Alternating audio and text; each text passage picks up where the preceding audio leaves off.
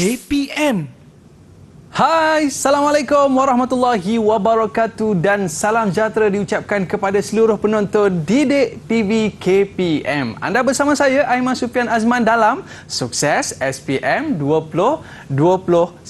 Apa khabar murid sekalian? Harapnya semua dalam keadaan baik-baik belaka. Paling penting, jaga SOP, kekalkan penjarakan fizikal, pakai pelitup muka dan sentiasa memakai cecair pembasmi kuman. Baik murid-murid, siapakah guru akan bersama dengan kita pada hari ini? Jom kita saksikan profil guru kita.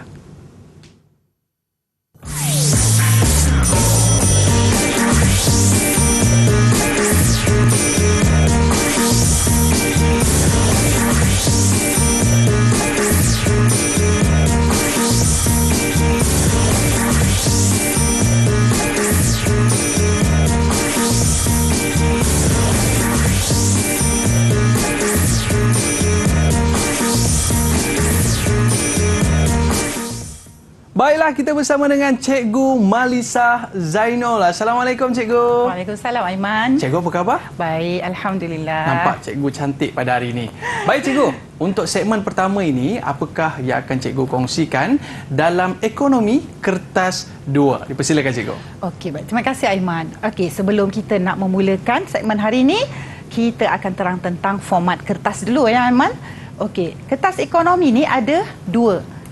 Kertas 2 ni ada dua bahagian. Pertama ialah bahagian A yang terdiri daripada 60 markah dan bahagian B ada 40 markah. Baik, bahagian A itu 60 markah, ada 3 soalan. Okey, setiap satu soalan ada 20 markah. Dan bahagian B ada 4 soalan tetapi hanya perlu jawab 2 soalan saja dan seperti bahagian A juga setiap soalan 20 markah. Jadi jumlahnya Aiman, bahagian A 60, bahagian B 40, 100 markah. Baik. Dan sebelum kita nak terus lagi, kita akan memperkenalkan kata tugas. Kenapa ya Aiman? Sebab kata tugas inilah yang memandu calon untuk menjawab cara macam mana. Apa kehendak soalan. Jadi kita tengok slide ni. Okey, kata tugas ni adalah mengarah, memandu calon memberi jawapan yang sejajar dengan kehendak soalan. Jadi, ada banyaklah kata tugas yang biasa digunakan. Daripada 16 ni, kita biasanya akan gunakan 3 tu yang paling popular, iaitu terangkan, huraikan dan jelaskan. Jadi kita akan dengan lebih lanjut nanti mengenal bagaimana cara-cara menjawab setiap kata tugas ini berdasarkan contoh-contoh soalan yang saya telah pilih. Ni kata tugas popular juga untuk bahagian A. Yang 3 yang kuning tu. Yang kuning tu. Yang lain-lain ni adalah juga ya. Tetapi yang biasanya yang banyak tu 3-3 itulah. Dan banyak lagi nyatakan bagaimanakah, mengapakah, kenal pasti dan sebagainya. Baik murid-murid, sediakan buku dan pen anda. Kita nak tulis tips bagaimana menjawab soalan ekonomi kertas 2. Tapi kita berehat seketika. Murid-murid jangan ke mana-mana. Kembali selepas ini Sukses SPM 2021. Didik TV KPM. Didik TV KPM. Terangkan, huraikan, jelaskan. Itu kata kunci yang popular untuk menjawab soalan ekonomi kertas 2. Baik Cikgu, untuk segmen kali ini, apa yang akan Cikgu kongsikan? Silakan. Terima kasih Aiman ya. Okey, sekarang kita akan pergi kepada bahagian A. Okey, terangkan jenis-jenis hasil cukai kerajaan. Ini adalah contoh soalan yang menggunakan kata tugas terangkan. Okey, apa kehendak terangkan ini? Okey, terangkan ini memerlukan kita memberi fakta dan huraian atau fakta dan contoh. Ya.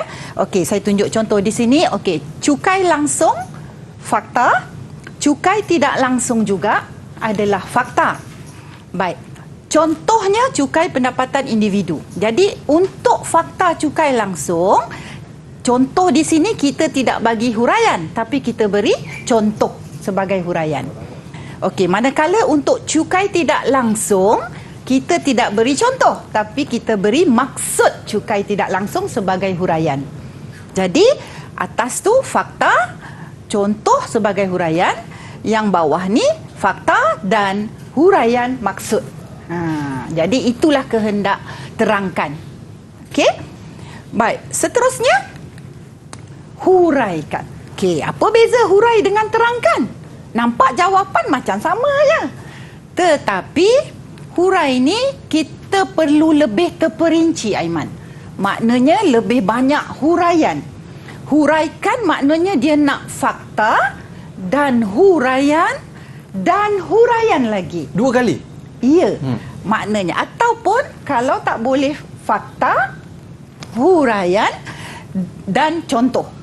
Macam tu. Tapi huraian mesti banyak. Maknanya huraian ataupun huraian dan contoh. Kemudian di sini kita beri jawapannya. Okey, perbelanjaan mengurus faktanya, perbelanjaan pembangunan faktanya. Dan kita tengok perbelanjaan mengurus, perbelanjaan yang berulang itu adalah huraian. Kalau kita belajar, ini adalah ciri perbelanjaan mengurus. Dan huraian kedua dia tak bagi huraian, tapi dia bagi contoh. Jadi contohnya emolumen ataupun gaji kaki tangan awam. Okey, perbelanjaan pembangunan fakta yang kedua, perbelanjaan pelaburan kerajaan. Itu diberikan sebagai huraian. Dan untuk huraian kedua dia beri contoh juga, iaitu contohnya membina sekolah. Jadi dekat sini kita nampak fakta, huraian, contoh, fakta, huraian, contoh. Bezakan dengan terangkan tadi, dia lebih lagi terperinci. Okey. Seterusnya kita tengok jelaskan. Apa pula bezanya jelaskan tadi? Okey, jelaskan konsep faedah sosial. Okey, apa kehendak jelaskan? Kita kenal biasanya perkataan jelaskan ini kita kaitkan dengan open, jawapan yang open. Maknanya boleh terima apa sahaja sebagai jawapan. Sama ada calon atau murid-murid nak tulis fakta, nak bagi huraian, nak bagi contoh, boleh sahaja. Fakta semua boleh. Huraian semua pun boleh. Dia tidak terikat. Berbanding dengan terang dan hurai tadi mesti ada faktanya. Huraian tu mesti ikut fakta dia. Tapi yang ini tak kisah, open. Lebih terbuka je kau. Ya. Jadi dekat sini kalau kita tengok dinamakan externality positif. Itu adalah nama lain bagi faedah sosial. Merupakan kesan baik pada pihak ketiga. Ini huraian maksud. Okey, faedah sosial sama dengan faedah peribadi tambah faedah luaran. Ini rumus. Okey, contoh faedah. Ini contoh. Ini pula contoh faedah luaran. Ini juga contoh. Jadi dia boleh bercampur-campur, Aiman. Okey? Salah satu je gue. Jadi peluang untuk murid-murid di rumah untuk jawab dengan baik soalan jelaskanlah. Sebab apa-apa sahaja yang teringat tulis. Boleh ditulis dan dapat markah. Okey. Baik, seterusnya kita pergi kepada nyatakan. Okey, jadi maklumat ni berkaitan dengan imbangan pembayaran. Okey. Jadi dia kata nyatakan jenis imbangan dagangan. Apa kehendak nyatakan ni? Nyatakan ni dia nak jawapan yang spesifik. Jawapan yang tertentu, iaitu dalam kes soalan ini dia nak jenis imbangan dagangan. Jadi dekat sini kita nampak ada banyak butiran. Imbangan dagangan, akaun semasa, modal dan keuangan, kesilapan, ketinggalan, aset reserve. Tapi untuk nyatakan jenis imbangan dagangan, kita hanya perlu tengok imbangan dagangan sahaja yang berkaitan. Di sini nombornya, angkanya bernilai positif, iaitu 108,891 juta. Jadi imbangan dagangan jenis ini adalah imbangan dagangan positif, atau nama lain dia lebihan. Jadi kita nak hanya imbangan dagangan apa, jadi nyatakan beri apa jenis imbangan, itu sahaja. Positif. Tidak. Ya. Okey. Seterusnya, bagaimana? Okey. Bagaimanakah Bank Pusat menstabilkan nilai mata wang negara? Apa kehendak bagaimana ni? Okey, semua huraian diberi mestilah cara-cara, langkah-langkah. Sebab dia bagaimana kan? Jadi cara ataupun langkah-langkah ataupun tindakan-tindakan yang bank pusat ambil. Jadi dekat sini bank pusat cara pertama mewujudkan sandaran minimum, iaitu dalam bentuk reserve emas dan mata wang asing. Okey. Manakala cara kedua, bank pusat juga mempengaruhi pasaran wang asing. Contohnya, jika nilai ringgit Malaysia jatuh, bank pusat akan membeli ringgit Malaysia supaya nilainya naik balik. Kan? Yang seterusnya, bank pusat juga mengawal kadar inflasi. Jadi kalau inflasi terlampau tinggi, nilai wang kita tak ada nilai kan? Jadi sebab tu dia kawal. Jadi hal ini supaya penawaran wang tidak berlebihan dalam pasaran. Sebab kalau banyak, kita punya nilai wang akan jatuh. Okey. Jadi ini adalah bagaimana. Ikut point je ke Ya. Maknanya susun ikut point je ke? Ya. Cara. Ini huraian lanjut kepada cara. Okey. Dia tidak ada fakta lah. Sebab ini cara. Langkah-langkah tindakan tu juga. Baik, seterusnya mengapa? Mengapa ya? Okey, kita baca sikitlah ni petikan ni. Okey, maklumat di bawah berkaitan dengan aspek externality. Timbalan Ketua Pengarah Penyelidikan dan Pembangunan Teknologi Dr. Muhammad Nur Muhammad Yunus berkata cadangan membina loji nuklear di negara ini masih pada peringkat kajian orang ramai. Mengapakah loji tersebut perlu dibina? Aiman rasa kalau mengapa ni nak bagi tahu apa? Saya rasa mungkin kena nyatakan sebab lah cikgu. Ya. Betul ke? Bagus Aiman, berdapat A lah. Okey, mengapa ni mesti bagi sebab. Ya, jadi semua huraian dia merupakan sebab-sebab ataupun faktor-faktor. Di sini dalam kes soalan ini, mengapa loji itu perlu dibina? Sebab-sebab tu adalah kebaikan dia. Sebab-sebab yang baik lah kan, sebab perlu dibina. Kalau dia kata tak perlu bina, mesti sebab-sebab tu sebab yang buruk. Jadi di sini kebaikan, kelebihan loji itu jika dibina, pertama mewujudkan peluang kerja. Yalah, bila loji tu kita bina, banyaklah pekerjaan perlu. Kemudian bekalan tenaga akan jadi lebih banyak lah, sebab loji ni menghasilkan tenaga kan. Kemudian bekalan tenaga akan sentiasa ada, tak putus. Meningkatkan taraf hidup. Dan 4, meningkatkan kecekapan dan produktiviti. Ya. Baik, so ini adalah cara-cara. Ini adalah sebab-sebab. Ya. Baik, seterusnya hitungkan. Okey, baik. Hitungkan ini kita perlu ada angka-angka lah. Jadi kita baca sikit soalan ni lah. Okay, maklumat di bawah menunjukkan kos pengeluaran sebuah firma. Okey, untuk menghasilkan output ataupun produk sebanyak 40 unit, kos pengeluaran yang ditanggung ialah RM280. Apabila firma menambah output menjadi 50 unit, kos pengeluaran meningkat sebanyak 20%. Jadi dekat sini trik dia ialah dia tak letak angka tau. Dia letak persen, peratus. Jadi kena kira lah dari 280 tu berapa kenaikan berlaku terhadap kos pengeluaran. Ya? Okey, jadi dia kata hitungkan kos marginal bagi output unit ke 50. Jadi kos marginal ni maksudnya kos yang bertambah akibat dari pertambahan pengeluaran. Okey. Jadi dekat sini apa kehendak hitungkan? Hitungkan ni dia nak rumus jalan kerja jawapan. Ataupun ada setengah cikgu cakap rumus tu formula lah. Formula. Formula formula jalan kerja jawapan. Hitung ni maknanya mesti lebih daripada satu jalan kerjanya. Ya. Okey, jadi dekat sini perubahan jumlah kos bagi perubahan output rumus. Kemudian angka RM336 tu.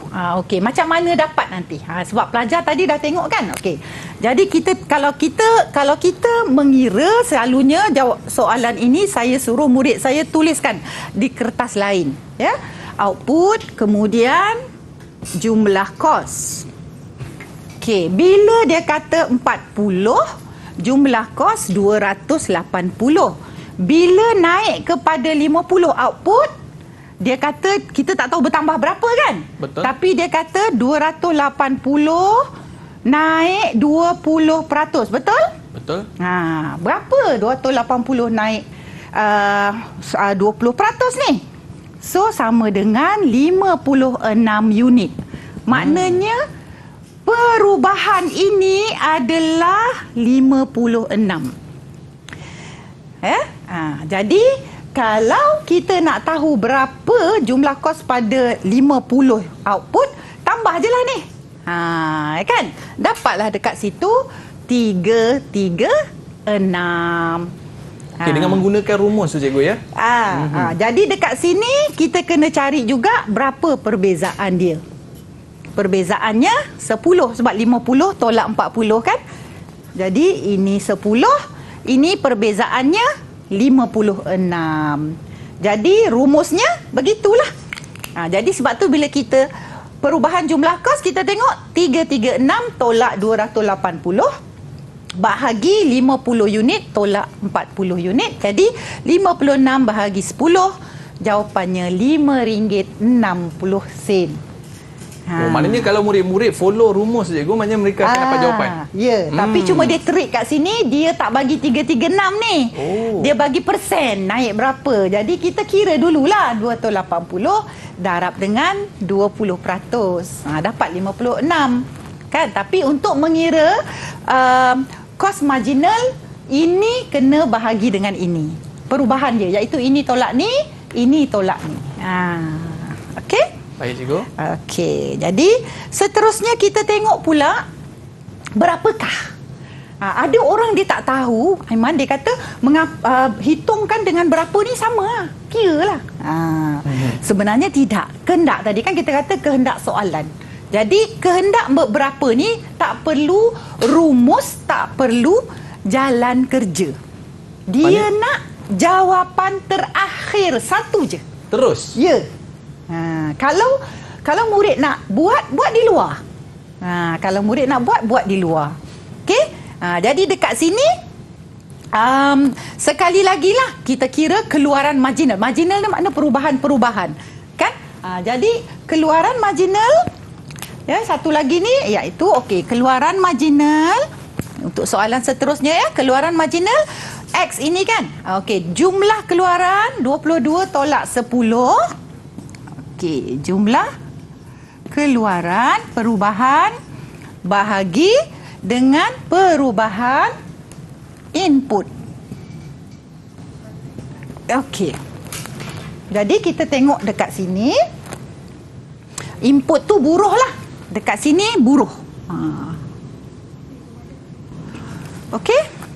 Jadi dekat sini, dekat X ni perubahan jumlah keluaran 22 tolak 10. 22 tolak 10 bahagi input berapa? 2. 2 tolak 1 je. Ya, betul Aiman. Bagus. Jadi sama dengan 12 bahagi 1 sama dengan 12. Sebab tu jawapan dia 12 unit. Jalan kira tak perlu cikgu? Tak payah. Baik. Kira kat luar je. Lepas tu tulis jawapan akhir sahaja. Terima kasih cikgu. Jadi ini teknik ataupun tips yang cikgu berikan, formula kena hafal dan memudahkan kita untuk menjawab soalan. Kita berehat seketika cikgu. Ya. Murid-murid jangan ke mana-mana, kembali selepas ini. Sukses SPM 2021 Pecutan. Didik TV KPM. Didik TV KPM. Anda bersama saya Aiman Sufian Azman dalam Sukses SPM 2021 dalam mata pelajaran Ekonomi Kertas 2. Baik cikgu, untuk segmen kali ini, apa lagi tips yang akan cikgu kongsi bersama dengan murid-murid kita di rumah sana? Terima kasih Aiman. Baik, kita sambung lagi kata tugas bahagian A. Bandingkan antara dasar fiskal dan dasar keuangan. Bandingkan ni kena ingat baik-baik, kena ingat betul-betul sebab dia ada dua jawapan. Mesti ada dua jenis jawapan. Yang pertama persamaan, yang kedua perbezaan. Baik. So, persamaannya di sini ialah digunakan untuk mengawal kestabilan ekonomi. Ya. Kedua, merupakan dasar makroekonomi. Ketiga, mempengaruhi kuasa beli atau permintaan agregat.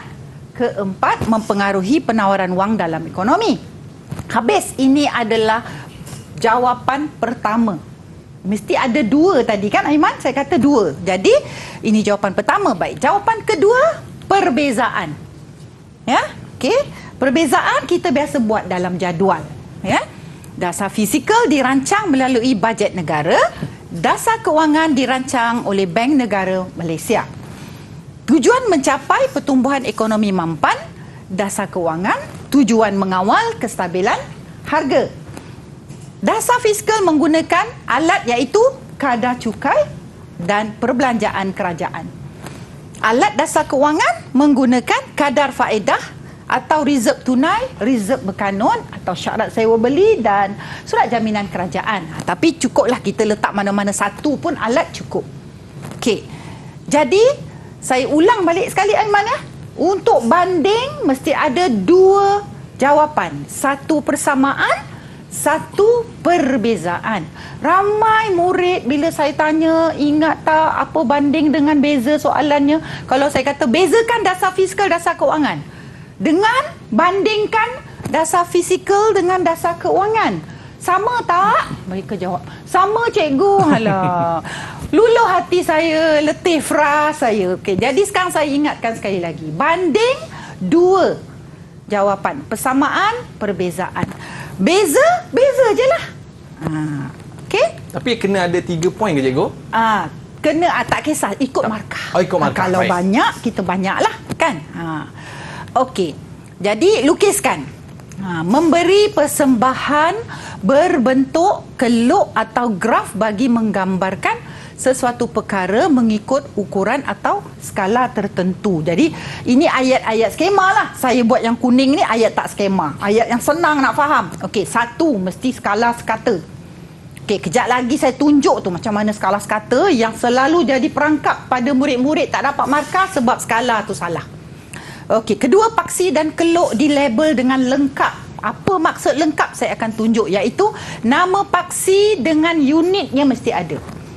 Iaitu keluk DD ada dia punya DD SS. Nama keluk.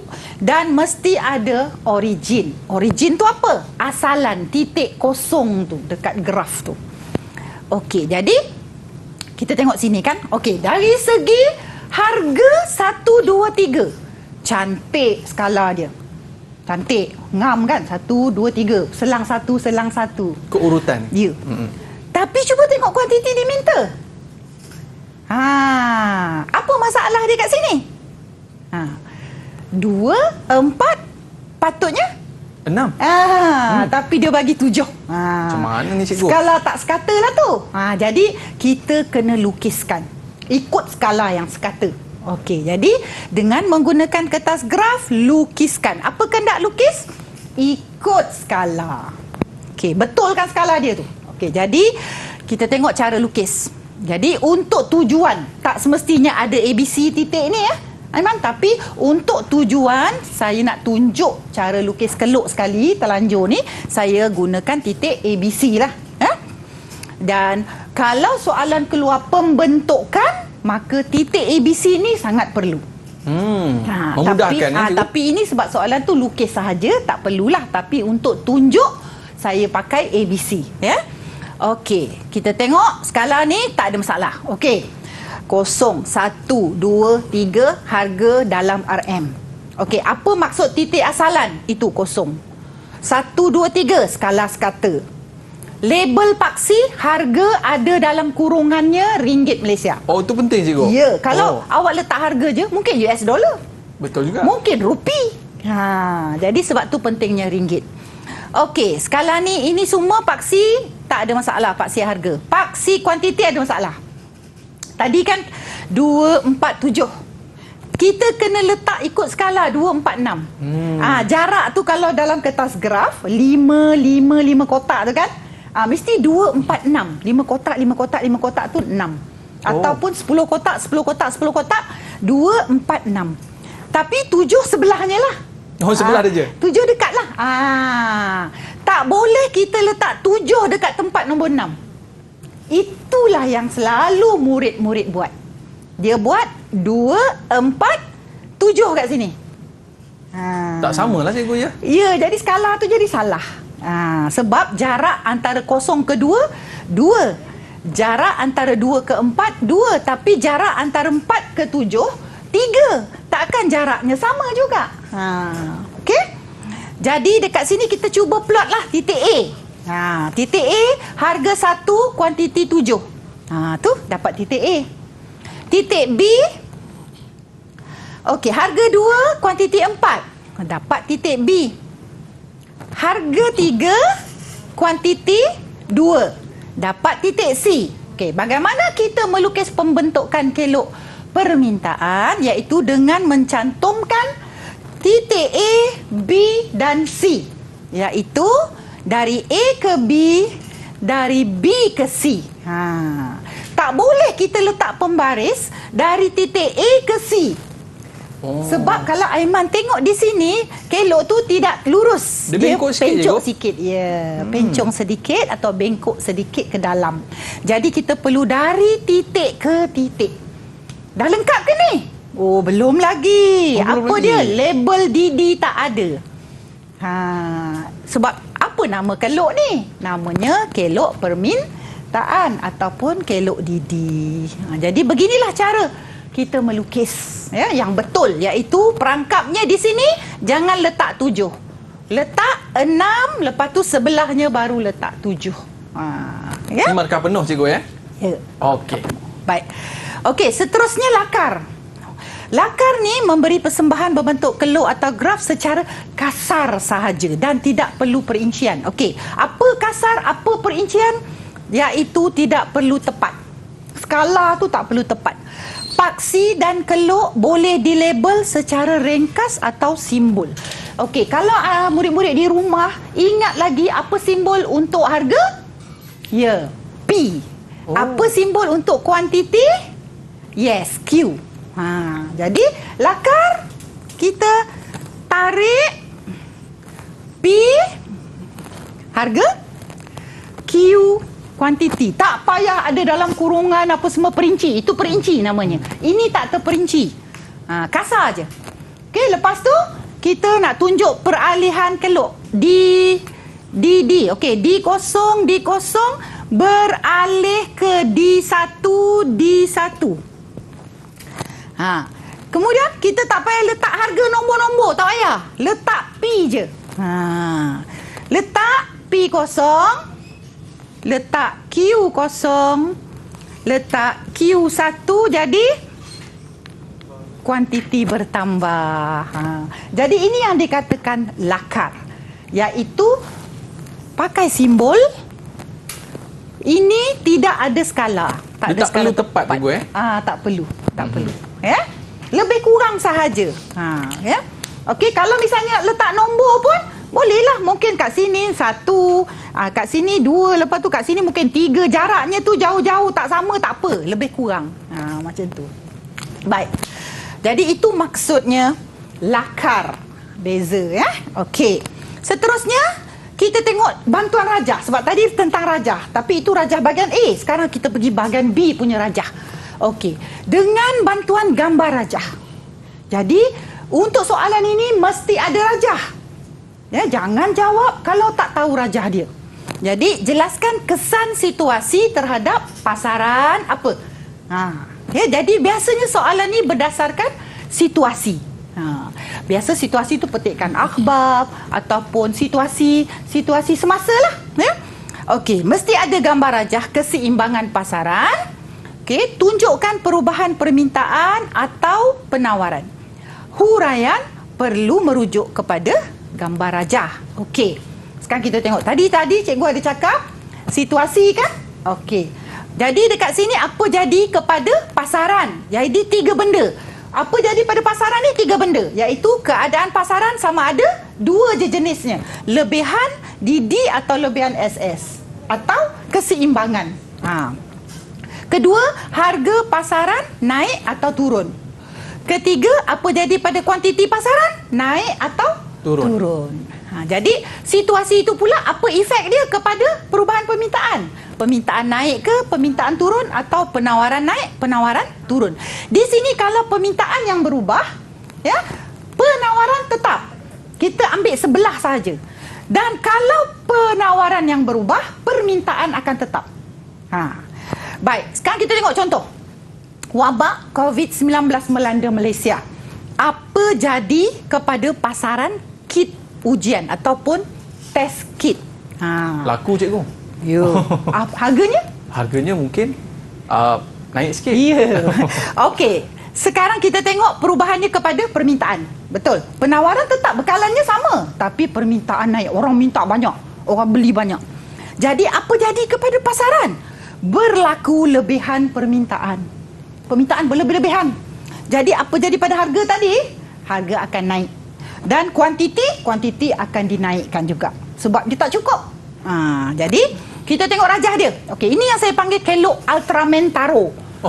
Sebab dia macam ni, dia bersilang macam ni. DD dengan SS, ya. Jadi kat situ kita tengok okey, D0 bersilang dengan S0. Ini adalah di pasaran, okey? Di pasaran. Jadi di sini kita tengok apa jadi tadi? Permintaan naik. Permintaan naik, kelok DD akan ke kanan. Okey, bila kelok DD ke kanan, berlakulah apa keadaan yang berlaku? Lebihan permintaan. Ya? Jadi dekat I baru keseimbangan itu berlaku lebihan di bahagian bawah titik I1 tu, itu adalah lebihan DD. Jadi apa jadi kepada harga? Tengok harga naik daripada P0 pada P1. Kuantiti naik dari Q0 kepada Q1. Jadi itulah dia.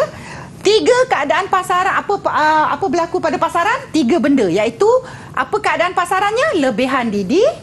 Apa jadi pada harga? Harga akan naik, kuantiti akan naik. Cumanya saya ingatkan, kalau jawab menggunakan rajah ini, mesti rujuk P akan naik dari mana ke mana.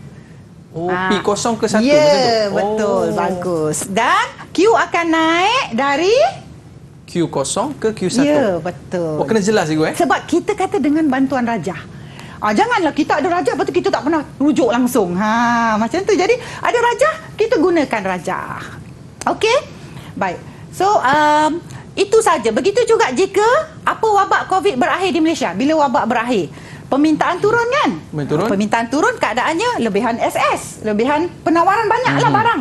Harga akan turun dan kuantiti akan turun. Okey, jadi kita tengok kelok DD akan beralih ke kiri.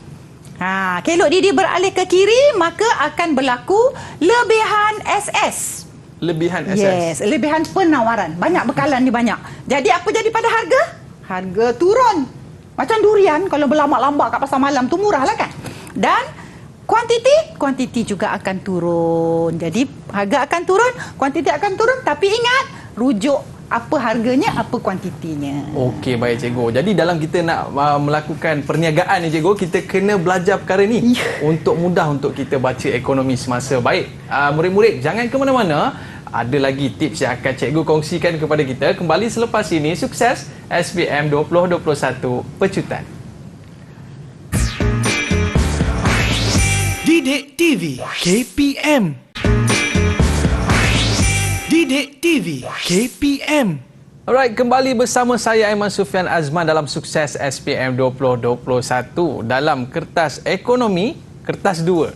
Baik, sampai pada segmen yang mencabar ni cikgu, iaitu berkaitan dengan bahagian B, soalan rubrik. Apakah soalan rubrik? Jom kita tanya cikgu. Silakan. Terima kasih Aiman. Okey, ini adalah segmen kita yang terakhir, iaitu bahagian B, soalan rubrik, yang selalu menjadi demand dan bualan murid-murid di luar sana. Okay, kenapa? Sebab susahlah cikgu rubrik, susah rubrik. Macam mana nak kenal soalan rubrik ni Aiman? Soalan rubrik ni biasa markah paling besar. Markah paling besar. Setakat ni biasanya 9 lah markah yang pernah ada kertas-kertas kita tengok sebelum ni lah kan. Okey. Jadi soalannya paling besar dan dia biasanya memerlukan jawapan yang respon terbuka. Maknanya apa-apa murid bagi, boleh bagi raja, boleh bagi pengiraan, boleh bagi konsep teori, fakta dan sebagainya.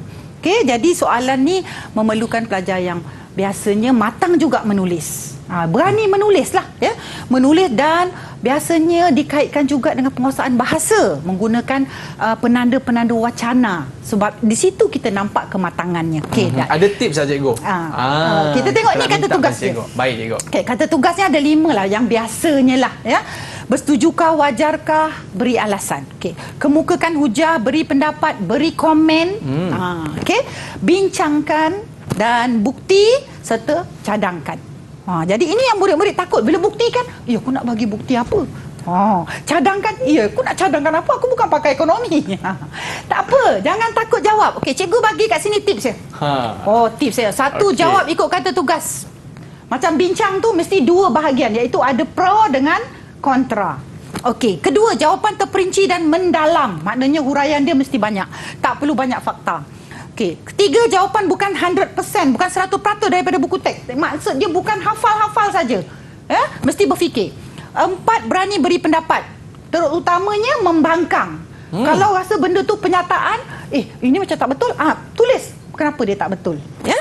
Okey, kemudian beri jawapan yang merentas tajuk atau fakta dari pelbagai tajuk. Maknanya kalau perlu soalan tu adalah tajuk 5 misalnya kan, peranan kerajaan. Tapi kalau boleh ambil daripada tajuk form 4, masukkan jawapan. Mana yang bersesuaian. Tak kisah mana-mana tajuk. Kemudian beri contoh semasa dalam kehidupan seharian. Beri sokongan rajah dan pengiraan. Ini cikgu cakap tadilah. Bila sesuai nak bagi pengiraan, bagi. Sesuai nak bagi rajah, bagi. Kemudian beri kesimpulan atau cadangan jika perlu. Baik. Perkara yang tak patut dibuat, patut dielak lah. Patut dielak. Tak patut buat. Okey, meramal atau spot tajuk. Kenapa tadi? Sebab cikgu cakap banyak soalan merentas tajuk. Jadi kalau awak duk harap benda tu soalan daripada bab 1 je, memang tak boleh lah. Bab 1 kemudian dia kait dengan bab 3, dengan bab 5. Okey, yang kedua, mengulang-ulang fakta atau huraian dalam jawapan. Okay, cikgu bagi contoh. Apa fakta ulang-ulang? Contoh, okey, yang pertama faktanya ialah peluang pekerjaan. Buka peluang pekerjaan. Tiba-tiba jawapan huraian tu ialah kadar pengangguran turun. Memanglah bila dah peluang pekerjaan, kadar pengangguran. Lepas tu bawah tu ulang lagi. Ramai penduduk dapat kerja. Aduh, ulang lagi. Kerja je. Itu jangan berulang-ulang. Walaupun ayatnya lain, tapi maksud dia sama. Okey. Kemudian, menjawab soalan yang lebih daripada arahan yang diberi. Jadi, bahagian B saya kata ada 4. Jawab 2 je. Jangan jawab 3 atau 4. Semangat cikgu. Nanti kita tak boleh tulis perinci. Bila tak terperinci, kurang markah nanti kan. Okey, 5, takut memberi idea atau pendapat cara sendiri. Maknanya kalau dia kata, apakah cara anda menangani inflasi? Mana aku ada cara? Macam tu. Takut nak tulis, tak jawab. 6, memberi 2 pendirian bagi soalan membuat keputusan. Okey, soalan membuat keputusan tadi ialah wajar, bersetuju. Jadi awak tak boleh jawab dua-dua. Okey, saya wajar kerana bla bla bla bla bla. Okey, seterusnya saya juga tak setuju. Aduh, tak boleh beri dua-dua. Mana satu je. Ya. Okey, seterusnya kita tengok. Okey, bersetuju tak setuju, wajarkah, ini soalan buat keputusan. Okey, kita tengok yang kuningnya. Perlu ada pendirian, wajar atau tak wajar. Kalau wajar, disokong dengan huraian kebaikan atau kelebihan. Kalau tak wajar, disokong dengan huraian kelemahan atau kekurangan. Elak jawab dua-dua, wajar dan tak wajar. Macam tak ada pendirian lah kan. Okey, so ini dia gambar berkaitan dengan cukai import. Kerajaan cadang untuk naik cukai import dari 30 kepada 35. Wajarkah cadangan kerajaan itu? Beri alasan. Jadi kat sini, kalau wajar, alasan menyokong. Kalau tak wajar, alasan tak sokong. Okey? Jadi dekat sini saya berikan bentuk fakta. Jangan jawab bentuk macam ni. Ini fakta-fakta sahaja yang perlu dihuraikan dalam ayat. Ya. Sekejap lagi saya akan tunjuk salah satu contoh eseinya yang ayat panjang yang telah dihuraikan ini. Ya.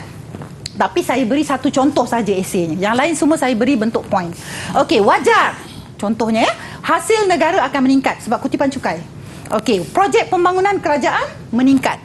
Infrastruktur negara lebih baik. Contoh tadi projek pembangunan tu buat jalan. Tentulah infrastruktur negara lebih baik. Bila infrastruktur lebih baik, pertumbuhan ekonomi akan meningkat. Okey. Atau bukan dan atau. Tak wajar, harga kereta import akan jadi mahal. Pengguna tak mampu beli kereta import. Aiman nak beli kereta import je. Okey. Pilihan dia terhad. Jadi kepuasan tidak dapat dimaksimumkan. Pengguna frust lah. Macam tu. Okey, jadi apa dia punya contoh dia. Okey, tindakan tersebut kerana cukai import sejenis hasil. Tadi kan kita kata hasil negara akan meningkat. Fakta pertama, poin pertama ya. Hal ini membolehkan kerajaan meningkatkan perbelanjaan terhadap projek pembangunan seperti jalan raya. Okey, hal ini memudahkan pengangkutan manusia dan barang dari luar bandar ke bandar. Ini tadi yang kita kata bila infrastruktur baik kan. Seterusnya menggalakkan lebih banyak kegiatan ekonomi luar bandar.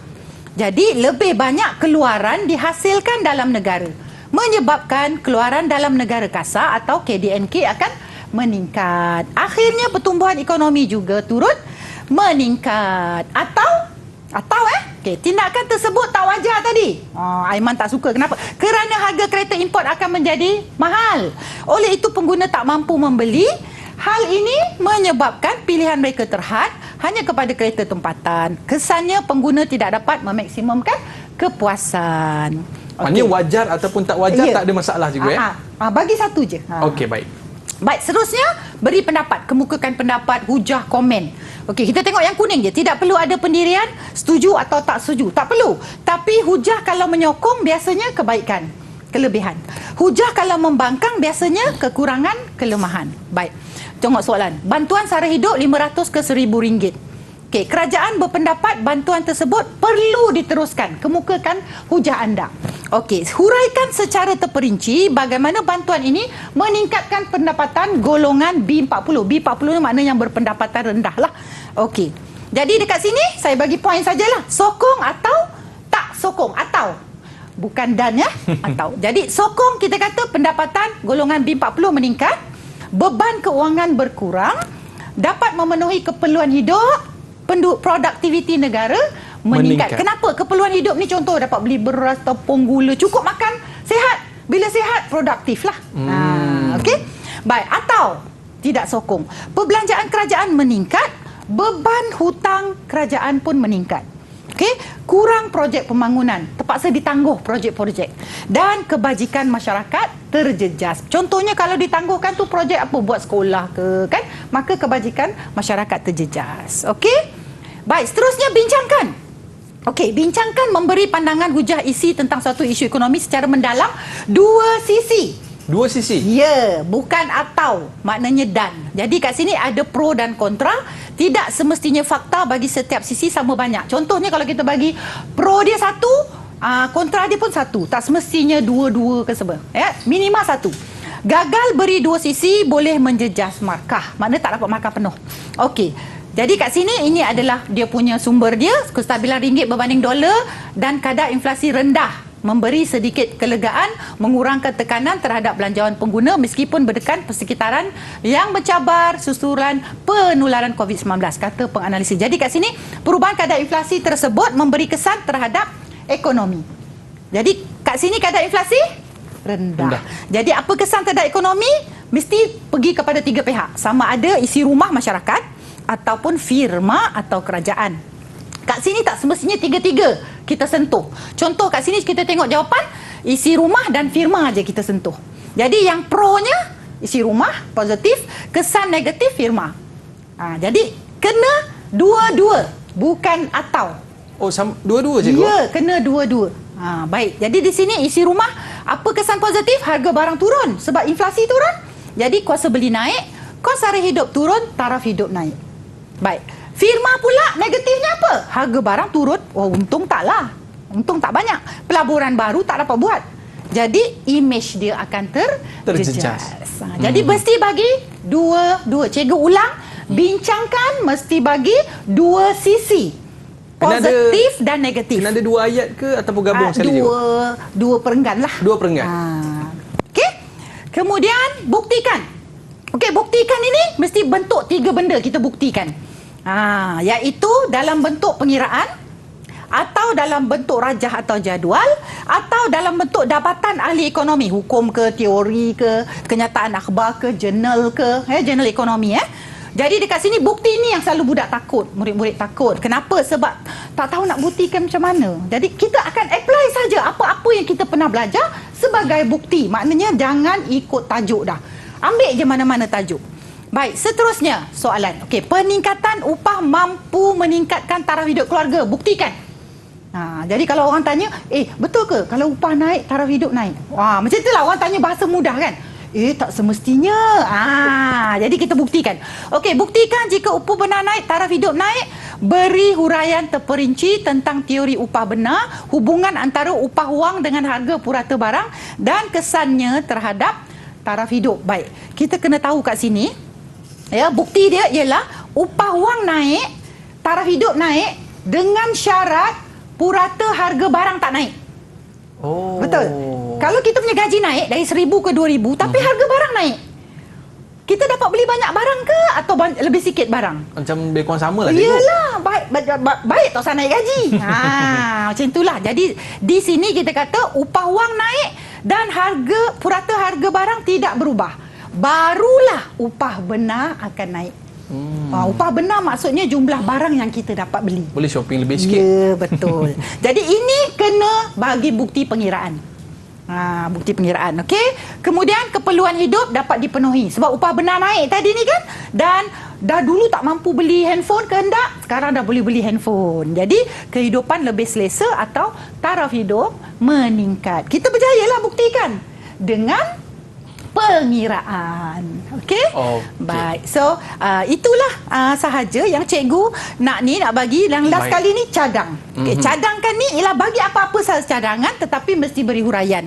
Okey, dan bila kita cadangkan ni kita perlu mengurangkan kesan kenaikan harga barang secara terperinci. Jadi, tengok sini berkongsi kereta pergi kerja, macam mana kita nak kekang inflasi, wang dapat disimpan dalam bank, pendapatan meningkat, dapat menampung kos sara hidup. Baik, cikgu. Jadi banyak tips yang cikgu dah berikan kepada murid-murid kita di rumah. Mungkin ada sikit kata-kata semangat daripada cikgu untuk murid-murid kita di luar sana tu. Okey, sebagaimana yang cikgu cakap tadi, bahagian B rubrik ni jangan takut.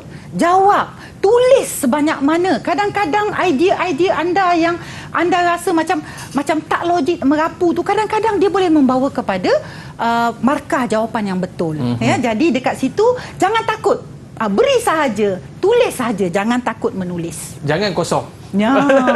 Okey, baik cikgu. Terima kasih Cikgu Malisa. Seronok kita dengar perkongsian tips daripada cikgu. Murid-murid, jangan lupa terus buat latihan. Ada rezeki kita jumpa lagi. Sukses SPM 2021 Pecutan. Jumpa lagi. Assalamualaikum warahmatullahi wabarakatuh.